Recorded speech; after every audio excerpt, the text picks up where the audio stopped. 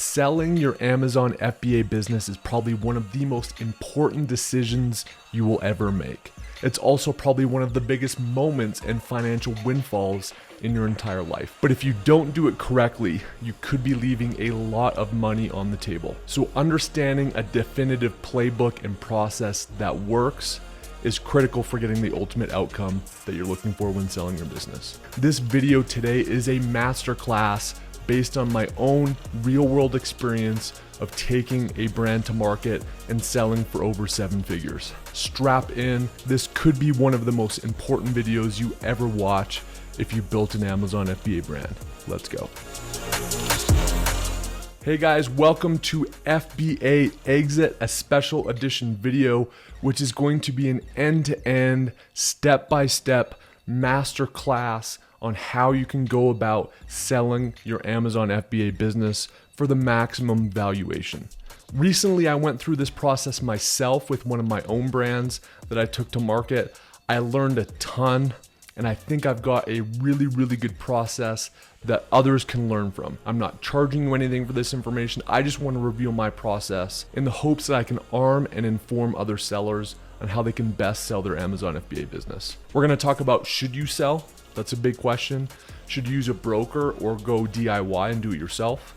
And if you go DIY, what are the critical steps to get the maximum amount of offers, the best valuation, and to make sure that you don't make mistakes along the way? We're also going to talk about what happens after you accept an offer, what that process looks like between accepting an offer to closing the business and getting the money in your account. This could be one of the most important videos you ever watch. Let's dive right in and get into it. All right, guys, so before we jump into the master class, check the link down below if you want access to this presentation.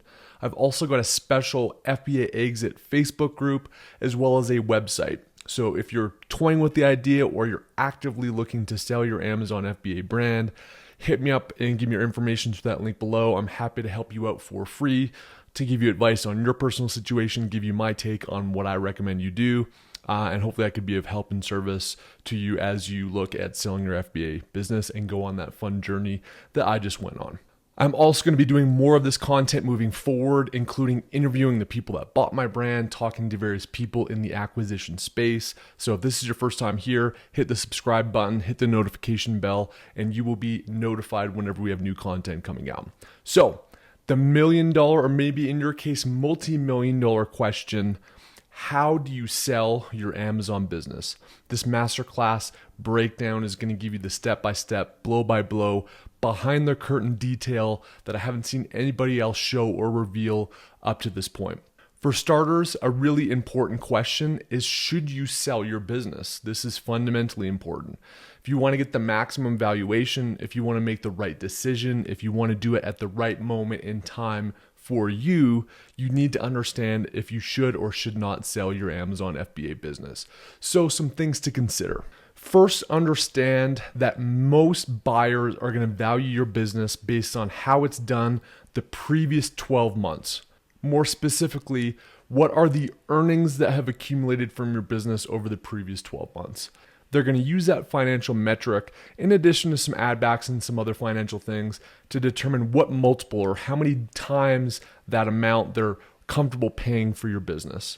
So when you're going to sell your business, you want that preceding 12 months to be as clean and as valuable as possible so you get the maximum multiple. Let's say you've done a bunch of improvements to your business over the last 2 to 4 months. You've added some new products, you've launched a bunch of new channels, you're seeing a whole bunch more margin than you used to see. You may not see the full valuation for your business until you let that benefit ride out 12 months. So generally speaking, you want to have a business that's been healthy, growing, and stable, and has good things happening for the previous 12 months. And if that hasn't happened, you may want to reconsider selling in a future date when it's a little bit cleaner. The second thing you should look at is upside versus risk. If there's a ton of upside potential to the business, you're very bullish on where it could go next, there's limited risk, and there's high likelihood that you're going to significantly grow the business moving forward, you may want to ride it out, put in some more hard yards, and grow the business for a bigger and better valuation. On the flip side of that, if you feel like you've got a bunch of headwinds coming up, you're scared about the future of your business, you're uncomfortable with your personal situation, you're flying too close to the sun, that may indicate a good time to take some chips off the table and reduce some of that risk. You should also consider the time value of money. I actually think for the first two pieces I just mentioned on my personal business, I probably left a lot of money on the table. There's a lot of upside that was happening in the business. We hadn't gone international. There's a bunch of new products and SKUs. There was a ton of growth potential in the business. The trailing 12 wasn't fully baked and realized, so I think that there was a lot more that could have happened if I rode that business out for the next 12 months. But one of the fundamental reasons why I decided to sell was the time value of money. I had multiple Amazon FBA brands, some of which, one in particular that I was really passionate about and that was really growing like a weed. But I couldn't do all of this stuff well. I was doing a lot of things at like 70%. And I needed to focus as much as I needed to take some money off the table. And I felt like by focusing my attention on some of those other brands and efforts that I would see more long-term potential and I could sell this business and take some risk off the table. So understand, where's your time and energy and growth potential of your money best suited? Is it in your current Amazon FBA business if you keep it growing? Or would you best be suited to take that off the table and have that time and equity be placed in a bigger opportunity for you? And then finally, consider your emotional state. Let's say that you just had a rough patch, you had a bunch of stuff suspended, or you were having issues with factories, or you had customer issues, whatever the case may be. You don't want to be selling your Amazon business, or any business for that matter, when you're emotionally not together and when you're in a moment of distress. This is an important fulcrum moment in your life. It may be one of the most important decisions you ever make. You've got to do this with a calm, emotional mind.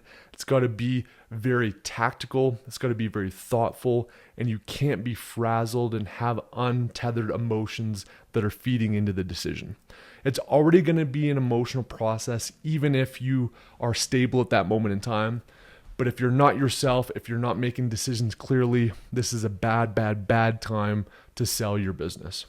So let's assume that you pass muster on all those things. You're actively ready to at least consider the idea of selling your Amazon FBA business. What do you do next? The next fundamental question is really going to be, are you going to be using a broker, or are you going to take this to market yourself? If you would have asked me this question 6 months ago, certainly a year ago, the answer would have been pretty easy. Go to the pros, go to a broker. They're going to help you manage the process and get you the best outcome possible. But what's happened in the Amazon FBA channel space specifically here over the last 6 to 12 months is we've seen a massive amount of money pour into the space. A year ago, it was really Thrasio and maybe a handful of others that were in the space buying up and aggregating Amazon businesses. And then there was a lot of, individual buyers. There might have been some strategic private equity buyers, but it was very unconsolidated. And so if you as an individual wanted to go sell your business, it would be very difficult to cultivate enough qualified buyers on your own without knowing all the distinct players in the space. That's fundamentally changed now. There's coming up of north of 100 Amazon FBA aggregators now.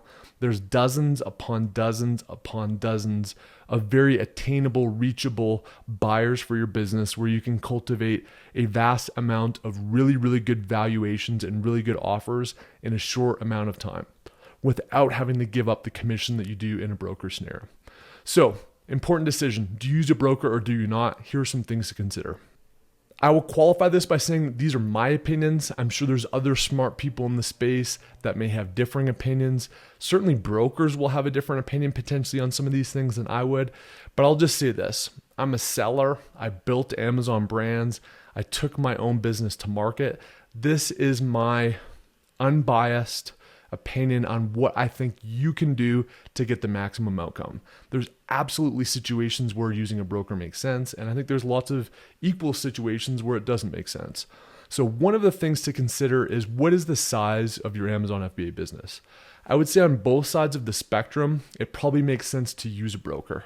What I mean by that is, if you have a really small brand, call it less than 500,000 a year, maybe even 100 or 200,000 a year, there's a lot of broker connections, individual buyers that are very, very suitable for acquiring your business. Very few aggregators, in fact, there was only one in the conversations that I had, were really interested in many businesses that were, say, less than $500,000 a year. Most now want you to have north of $1 million in sales before they even want to entertain giving you an offer. So if you're on the really small side of the spectrum, a broker may make sense. On the flip side of that, I think if you're doing north of 5 million revenue a year, certainly if you get into that 8-figure mark, you enter a new buyer pool, which includes private equity, it includes strategic buyers, it includes people that are looking to maybe expand a broader portfolio of non-traditional, non-Amazon channel businesses, and maybe you could tuck in as a value-added asset to that. You get much more opportunities when you get into that heavier revenue range when you're a larger enterprise to attract different buyers than just the Amazon ecosystem.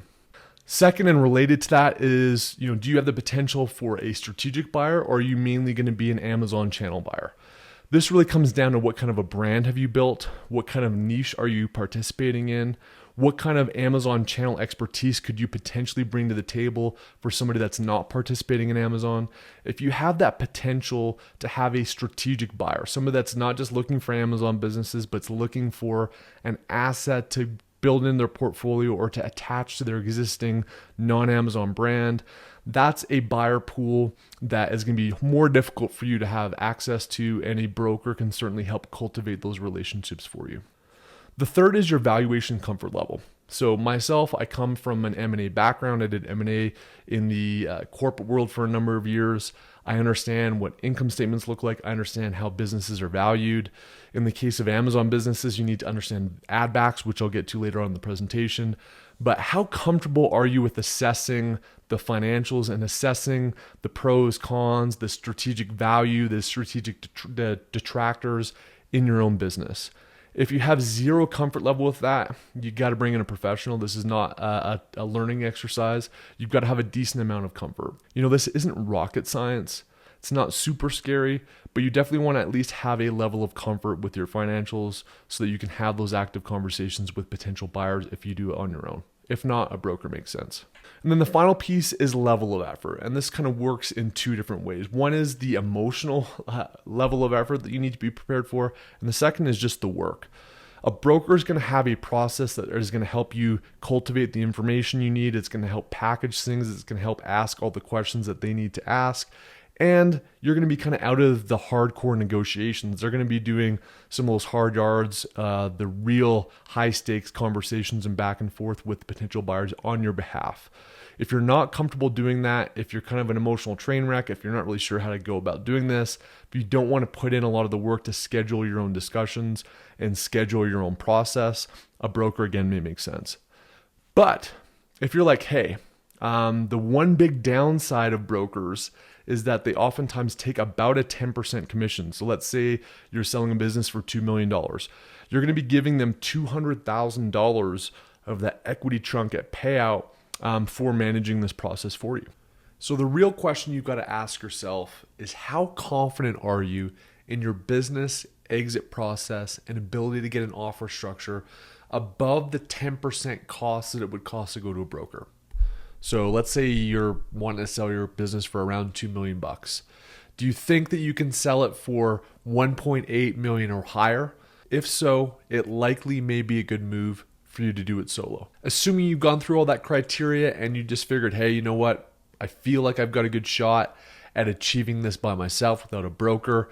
Again, some cases it's going to make sense. Some cases it won't. In my case, it did make sense for me to pursue it DIY style.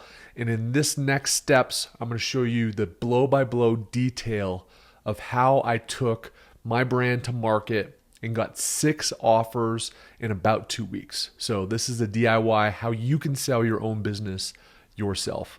Again, if you want advice, help, introductions on how to do this with the people that matter, with out of all those 40 plus I talked to, the ones that presented the best valuations, the best structure, and were frankly the best to deal with, hit the link down below, visit FBAEXIT.com and any of those links, and I can definitely give you my take on it. Okay, so the first step, It is a numbers game at the outset. It's like a funnel, right? You want to get as much action as possible up top so that you ultimately get the most opportunities down low. In my case, I reached out to 40 plus potential buyers of the business, primarily in the Amazon aggregator space. Think about it this way. The more people you reach out to, the more qualified real buyers you're going to find, the more conversations and meetings you're going to have, and ultimately the most offers you're going to get for your business. The more offers you get, the higher likelihood of a bidding war and an increased valuation and a true valuation for your business. So start wide and try to get as many potential buyers to the table as possible. That's step one. In my situation, I basically went out to over 40. Here's a snapshot of some of the folks that I chatted with. I've been married for coming up on, close to 15 years now. So it's been a while since I've been in the dating game, but this is like the Tinder approach, right? You want to swipe right on basically everything. Try to get as many qualified potential buyers as possible. There's a handful that have very discrete criteria, especially in the Amazon aggregator space. Say they may only focus on European markets or certain market niches or verticals. Obviously, if you're misaligned with what those particular buyers are looking for, don't message them, don't waste their time or yours. But generally speaking, you can reach out to most of the Amazon aggregators in the space. On a monthly basis, I'm going to reveal and share a list of all of the latest aggregators, who's raised what money, links on how to access them, especially direct email access, as well as some of the criteria and features they're looking for in brands. If you want access to that monthly report, which I'm going to release on the first of every month, again, head down to FBA EXIT, sign up for the form. Even if you're not looking to sell right now, it's good information to keep a pulse on the market and what is happening. So if and when down the road you do want to sell, you've got access on who's who in the zoo and who you may want to chat with. But this is a sampling of who we chatted with. And then really one of three things is going to happen to this. Some aren't going to reply to you. I mean, that's part of the game. If you've got time and a structure, you can reach out to them multiple times. I personally, if people didn't reply, unless I thought they were really strategic, I wouldn't chase them down. But they're either not going to reply. That's one option. The second option is they're going to get back to you and say it's not a fit.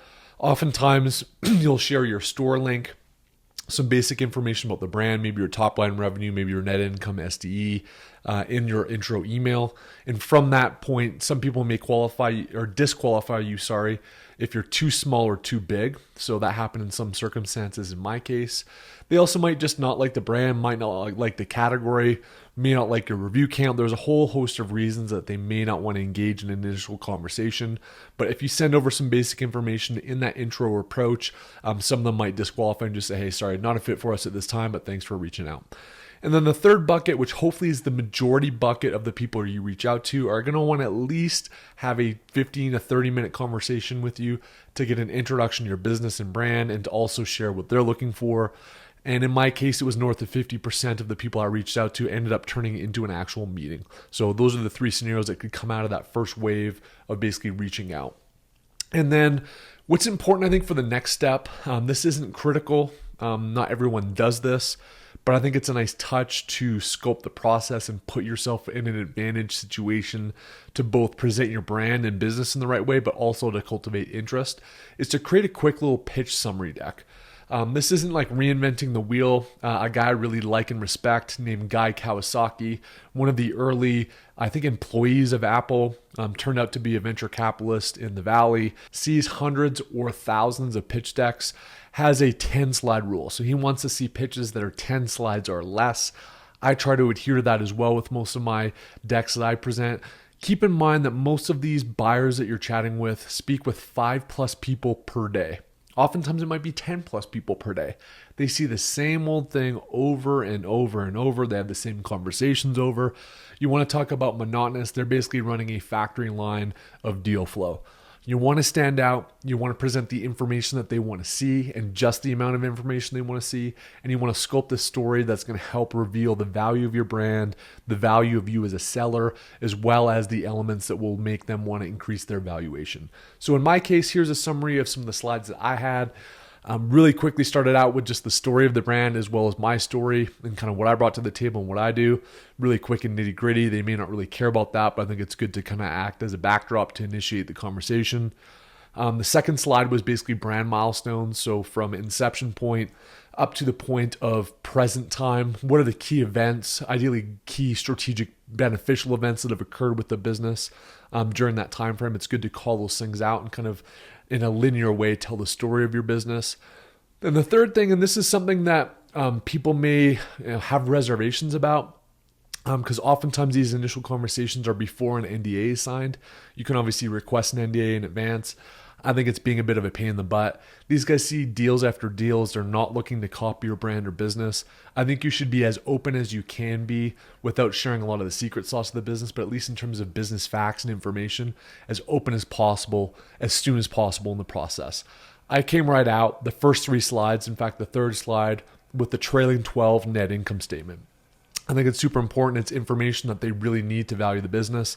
They can scan those financials and get a pretty good understanding if this is a business, both in terms of seasonality, profit margin, spend, top line, bottom line, everything in between, if it's a business that they're interested in. I also just shared the net income. A lot of people will lead with the SDE, or the seller's discretionary earnings. That's really what the multiple is going to be based on, is the SDE, which is effectively the earnings of the business plus any add backs. Add backs are things like your salary, one-time legal expenses. If you've seen reduced COGS that are going to have a profit benefit moving forward that weren't fully realized in the trailing 12, you can add those in. Expenses, employees, spend, etc., that you're not going to see moving forward or that they won't see, you could take that out of the P&L and add it back in, and it increases your multiple. I personally just left the net income because oftentimes these guys will look at the income statement and they'll make their own assessment on add backs, and they may actually add things back that you may not add back yourself. So I like to let them lead with their own add backs and their own view on SDE. And then if I disagree with it during the negotiation process, we can go ahead and engage and add some of those elements back so you can increase the valuation on the multiple. But let them lead with their multiple, let them lead with their SDE first. That's why I only show the net income initially. The fourth is growth ops. I think it's really important to call out what meat is left on the bone, right? You guys got to realize that they're not just buying this business for what it's done historically. They're also looking at what are the upside opportunities for me to increase my payback, increase the return on my investment. So if there's things like you haven't launched internationally, you've got new SKUs that are just about to launch or just launched. Other growth elements, maybe you've had retailers reach out to you. Other things that are upside potential, include those tinglers in the pitch deck so that they can shape a narrative of what the future may look like and the top side growth opportunities for your brand and business that will help them get more comfortable with the durability of your earnings and the potential for it to scale and grow moving forward, which is critical for their valuation and their economics. The fifth slide is just why I'm selling it and why you'd want to buy it. You're going to get into that in the dialogue anyway, but it's important to call out what are the reasons and rationale why you're selling and why do you think somebody should be interested in buying your business and brand.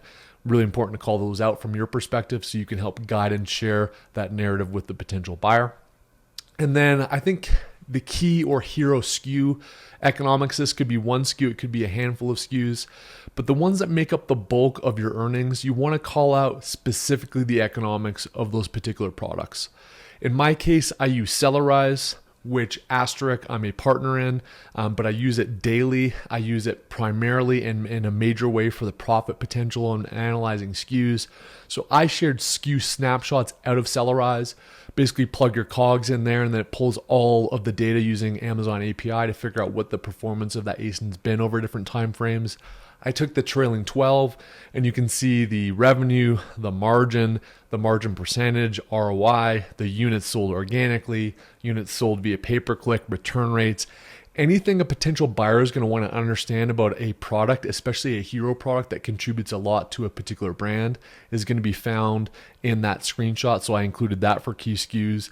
And then I included the product pipeline, so things that we either were about to launch or were on order or that were in the queue that we've vetted and validated so that they know they can step into adding SKU mixes to grow the business right from the get-go. I think that's important. And then finally, setting the stage for valuation and the structure of the deal that you're looking for. I think this is really just a validation that you're not an idiot, frankly. Just you know what you're doing, you know what the brand is, you know what it's worth, and you know the kind of structure that you're seeking from a deal. This basically just shows that you're coming into this from a mature professional standpoint, and that they should know if they want to make an offer. Like, let's not waste each other's time, right? This is what I'm looking for. This is how I want the structure ideally to lean, and that's how you're going to weigh your decision. You don't want to give away the multiple. They're going to ask you, hey, what do you think this thing's worth? Or what's the multiple you had in mind, or the range that you had in mind? Don't lead with that. Let them speak with their own offer. You don't want to kind of give them a cue as to what you're thinking. But you do want to let them know your expectations for what you think is the benefit of the brand and business and what you think the structure should be, just so you set the tone early. So that's the kind of deck. Coming into the second phase of this is actually having meetings. In my case, out of those 40 plus I reached out to, I ended up securing 21 meetings in a little north of a week. So it was a whirlwind, a lot of the exact same conversation multiple times, but it was a blast. I really enjoyed this part of the process. You meet a lot of diverse personalities and different businesses from small to large, and it's really a fun part of the process. And really at this stage, look at this like a pitch, right? Like, you want to reveal the benefit and the value that your brand and asset has. You want them to be interested in the business, and you want to pitch it, right? It's not a cheesy, used car salesman pitch, but you want to confidently and passionately share the story of what it is that you're selling. I think that's really important. The second thing is just be honest and transparent. I think these guys speak with enough people on a regular basis that they can smell bullshit a mile away. And if you're lying, if you're hiding things, if you're not answering authentically, they're going to know. So don't be afraid of some skeletons in the closet. Everyone has them. Every business has them. Feel free to talk about them openly and honestly. I think that goes a lot further than trying to haphazardly cover stuff up. So be honest about the warts, but also don't be afraid to really elaborate on the things that are great about your business and brand, because that's important too. And then finally, look at this as a multi-dimensional qualification process. Yes, they're trying to understand your brand. Yes, they're trying to see, is this a business and a person I want to make an offer to? That's obviously part of it. But for you too, is this a person that you could do business with? Is this somebody you're aligned with?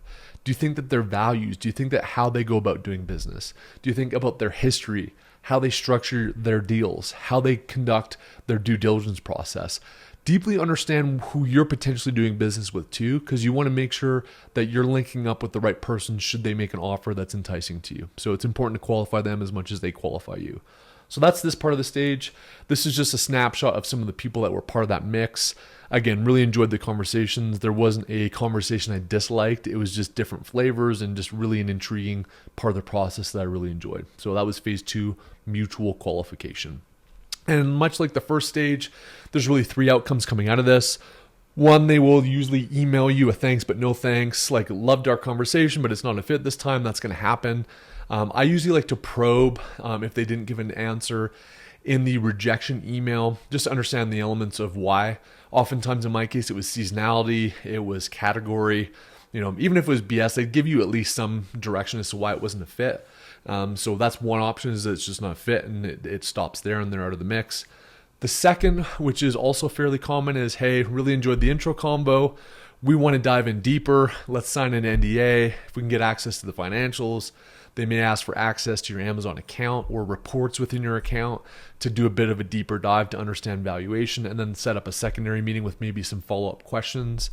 This is good, right? This is buying signals. This means that they're interested in potentially pursuing an offer. They're taking it to the next step. So step 2 is oftentimes you set up a second meeting. Most of the things that turned into offers required at least 2 meetings, sometimes more than 2.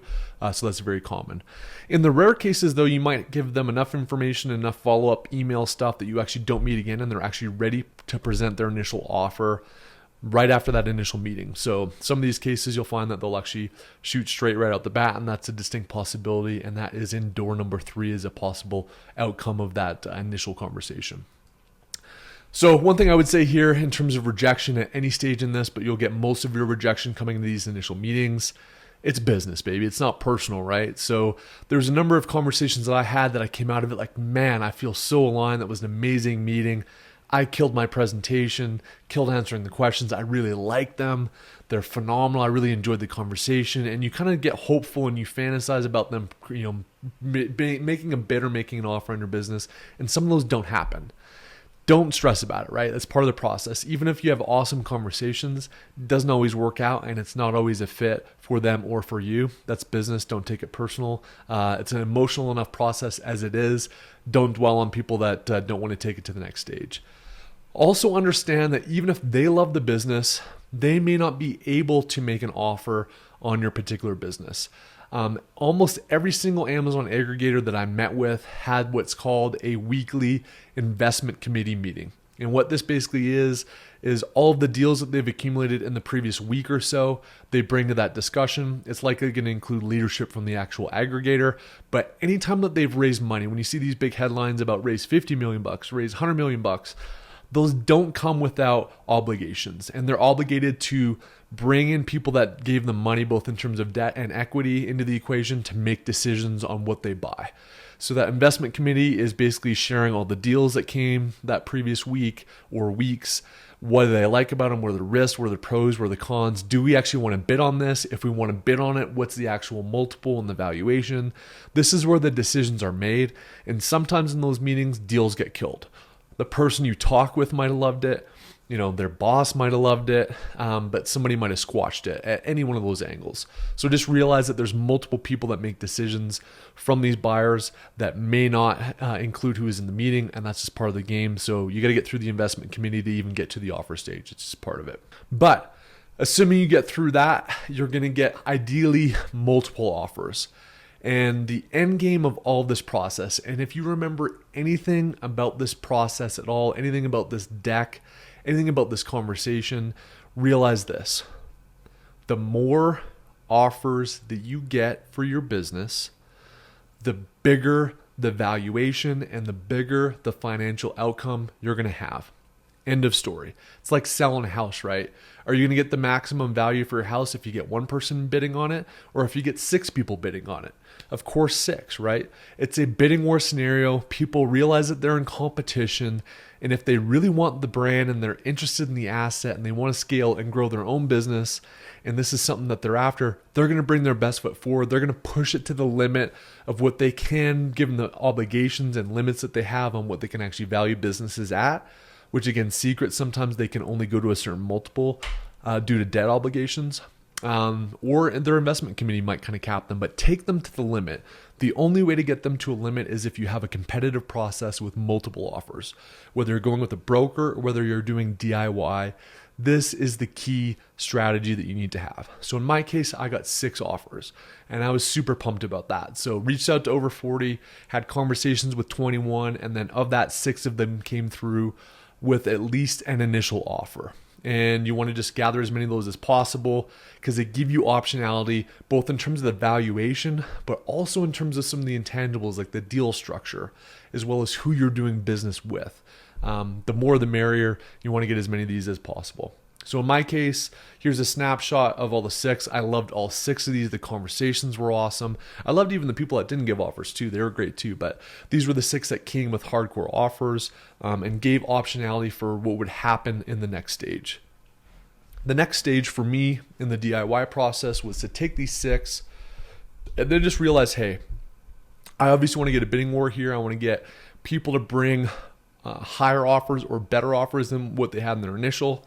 But I also didn't want to drag it out and make it messy because it's like herding cats, right? You've got multiple pieces at play. You've got tight timelines. You kind of want to keep all these offers coming in within about a week, and you want all the counters to come in around the same time.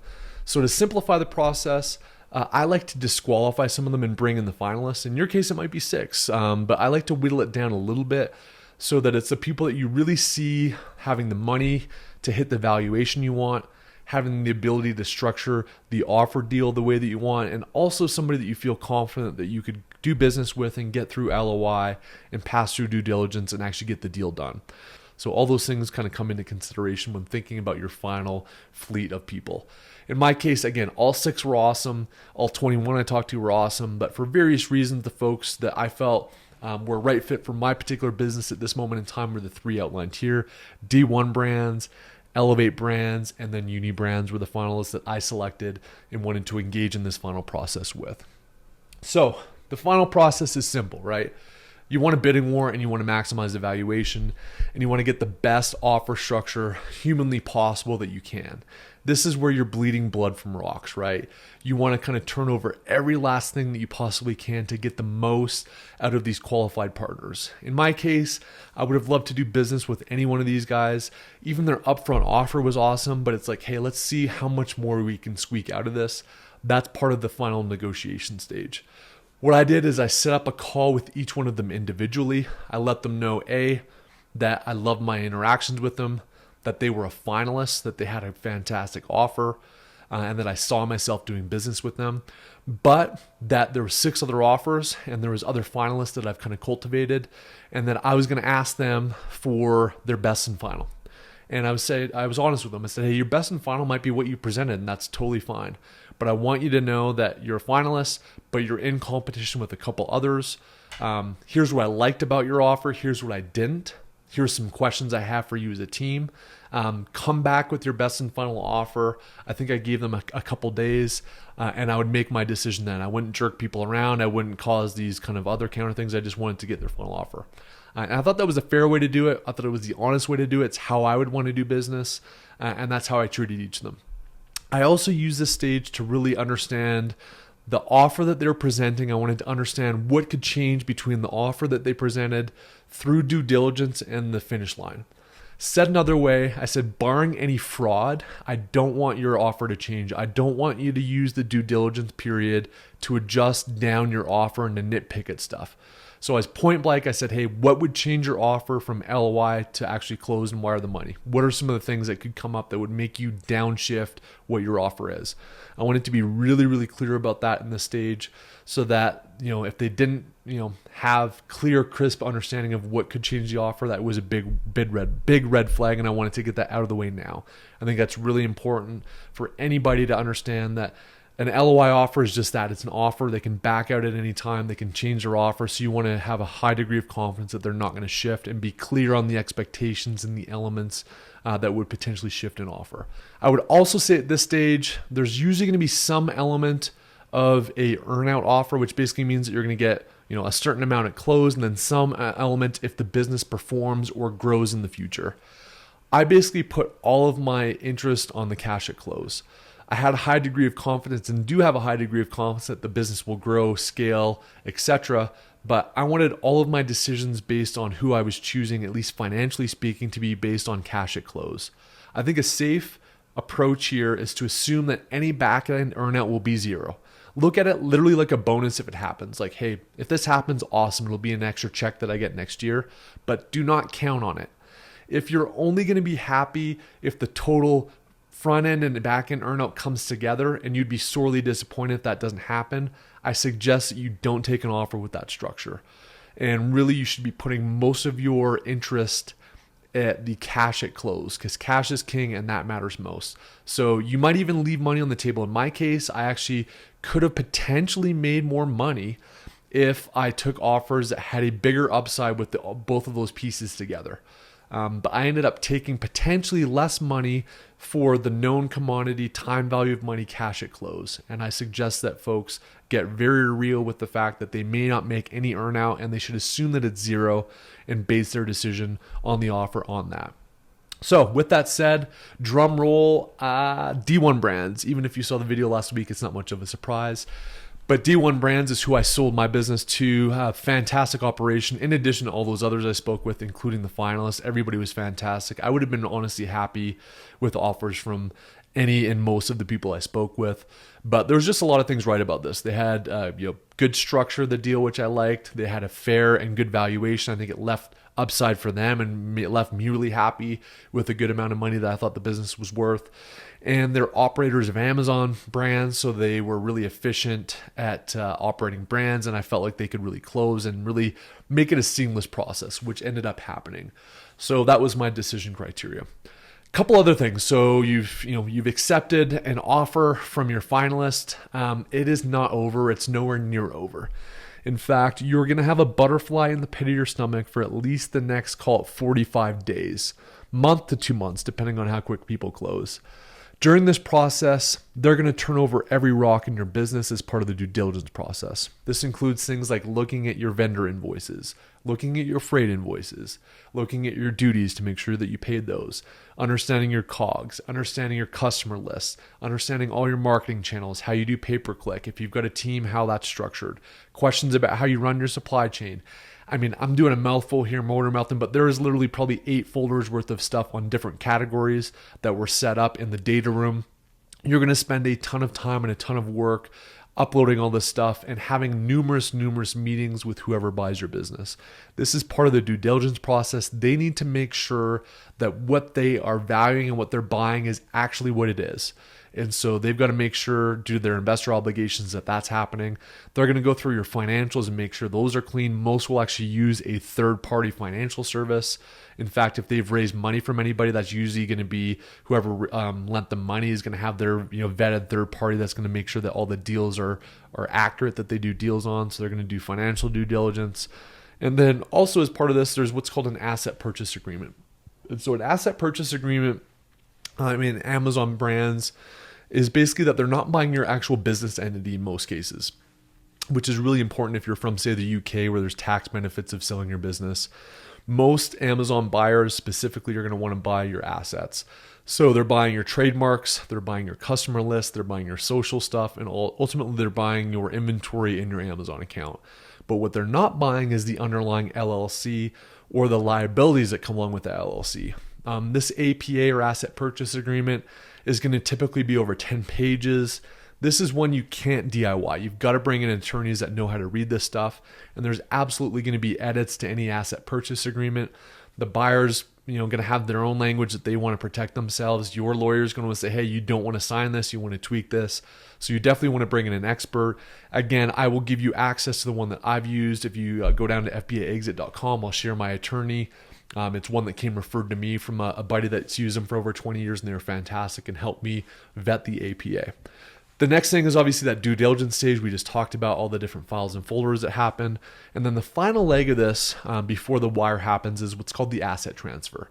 So you're signing over from the US TPO if you're selling a US brand, the trademark in the US. You're signing over your GTIN barcodes and account. All your social stuff, your Shopify account, your emails, all those account things, that's pretty rudimentary. But the big one, the big baton pass, is obviously switching over the Amazon account. And there's really 2 things that most buyers are going to want to take over. The first is they're going to want to change the LLC and the business address that's on file for the account. And the second is they're going to want to change the banking information. The latter is really where things can get a little bit hairy. Amazon's been known, mainly due to fraud protection and risk protection, to actually suspend accounts if some of this information changes. In a small percentage of cases, that might actually happen, so you could run into some of those speed bumps when doing your deal. But the general process that we went through is we notified Amazon in advance, like, hey, we are going to be changing both the business and banking information in the next couple of days. So we give them a heads up via an Amazon ticket. Whether or not that helps, I don't really know. That's something that we did. Step 1, we changed the LLC and the business address. Hold steady, waited a couple of days, made sure nothing happened. Okay, all coast is clear. Then we went in to change the banking information. Okay, hold tight, coast is clear. They didn't suspend the account. Breathe out, and then the wire transferred. So part of the process is all of these accounts and assets transferring over to the new buyer. And then if you're anything like me, you're kind of sitting in an airport in Salt Lake City, looking at your Chase bank account. You flick the app open, and there's a new comma in one of your business checking accounts. Super surreal, super cool feeling. I got into it in the sales video, which I'll link to up above, so you can kind of see that experience. But yeah, man, it's a crazy whirlwind tour over a couple months, having a ton of conversations. It's an emotional journey. I wouldn't say stressful. I mean, it's less stressful, frankly, than sometimes running an Amazon business or being an entrepreneur. So I don't want to kind of scare people, but you're definitely kind of on pins and needles, right? It's both the anticipation of what could happen on the good side, and then just also making sure you get through it, right? And there's a lot of unknowns going through it for the first time. And I didn't have a playbook, right? I had an idea on how to best get the most offers and to process the maximum valuation. And that's why I kind of pursued this process, but I didn't have this playbook. So I hope that this has been valuable for you. I hope that whether you decide to self-assess and not sell, that's totally fine. But if you decide to sell, whether or not you go with the broker or not and pursue a process like this, I hope this was insightful. This is stuff that you don't really hear shared openly, so I hope that this helps somebody in their journey. Again, selling your Amazon business is likely one of the most profound experiences of your financial life and maybe your life in general. And so understanding a way to maximize that value, to make the process cleaner, to reduce the stress, to know what you're getting into, I hope that this helped.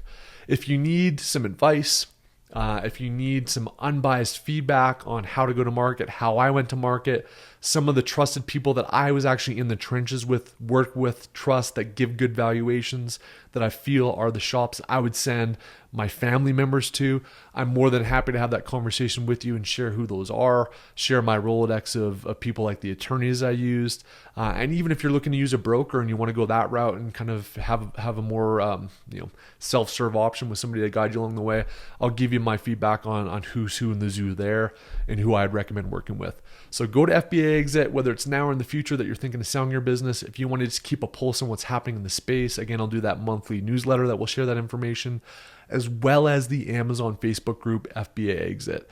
And then aside from that, if you want to keep on growing your business and maximizing the value, whether you keep it or sell it, tune into this channel because I drop value as much as humanly possible. And I'll try to continue to weave in content that will help you maximize the exit and sale potential of your business. I'm rooting for you. I'm pumped. If you end up selling your business, I'd love to hear the story. And I hope that you have a cool outcome like I did. It's surreal, it's fun, it's kind of why we do this, and it's a super proud moment. And I'd love to share that journey with you, so let me know how it goes. Until next time, cheers.